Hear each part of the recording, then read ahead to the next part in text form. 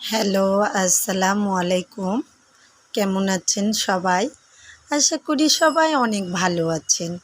আলহামদুলিল্লাহ, আমিও ভালো আছি আপনাদের দোয়া ও আশীর্বাদে।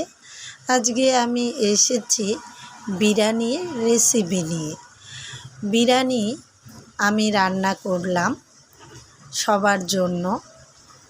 বিরিয়ানির ভিতর আমি কিশমিশ, কাজু বাদাম, কাঠবাদাম, দুধ, ঘি, এলাচ সব কিছু দিয়ে সুন্দর করে রান্না করলাম।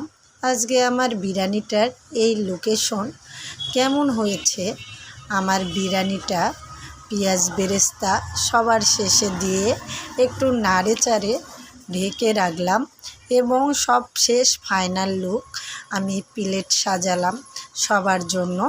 ইফতারির আয়োজন কেমন হয়েছে আমার আজকের ইফতারির আয়োজনটা সবাই লাইক কমেন্ট শেয়ার করে জানাবেন। আল্লাহ হাফেজ সবাইকে।